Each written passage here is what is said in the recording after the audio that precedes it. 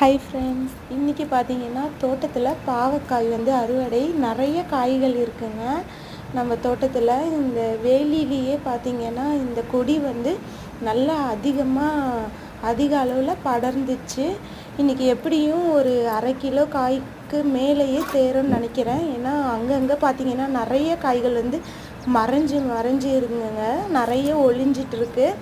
அதெல்லாம் நான் இப்போ தேடி கண்டுபிடிச்சி நான் பறிச்சிட்ருக்கேன். பாருங்கள், இங்கே கீழே வரையும் கொடி படர்ந்துருக்குங்க. கீழே நிறைய செடிகள் இருக்குது. இதெல்லாம் பழுத்துடுச்சு பாருங்கள், பறிக்காமல் பழுத்துடுச்சு. அதெல்லாம் விதைக்கு யூஸ் பண்ணிக்கலாம். கீழே நிறைய அவரை செடிகள் எல்லாம் இருக்குது. இந்த செடியில் இந்த கொடி பாருங்கள், இது வரையும் வந்திருக்கு. இங்கே பார்த்தீங்கன்னா பெரிய பெரிய காய் இருக்குங்க. நான் காலையில் தான் பார்த்தேன், தண்ணி விடும் பொழுது பெரிய பெரிய காய் இந்த அவரை செடிக்கு அடியிலையும் மறைஞ்சிட்ருக்கு.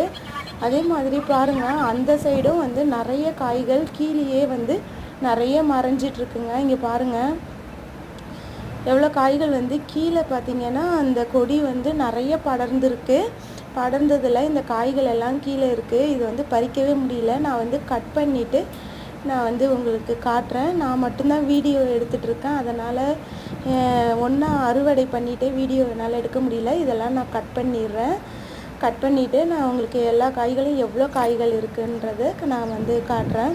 பார்த்திங்கன்னா கொடியில் அங்கங்கே காய்கள் இருக்குங்க. நிறைய காய் இந்த செடிகளுக்குள்ளே மறைஞ்சிட்ருக்கு. பாருங்கள், நான் கட் பண்ணி எடுத்திருக்க காய்கள் இது. இன்னமும் கூட காய்கள் இருக்குங்க. அதையும் நான் கட் பண்ணிவிட்டு நான் காட்டுறேன், இருங்க. பாருங்கள், இப்போது நான் எல்லா காய்களையும் கட் பண்ணிட்டேன். இன்னமும் சின்ன சின்ன காய்கள் இருக்குது. அதெல்லாம் என்னால் பறிக்கவே முடியல.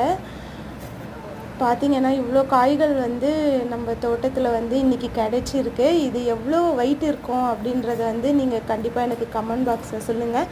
கண்டிப்பாக ஒரு 1/2 கிலோவுக்கு மேலே இருக்கும்னு நான் நினைக்கிறேன். 1 கிலோவுக்கு பக்கத்துலையும் இருக்கலாம். ஏன்னா நல்ல வெயிட்டாகவே இருக்குது இந்த பாத்திரத்தில் நான் தூக்கும்போது.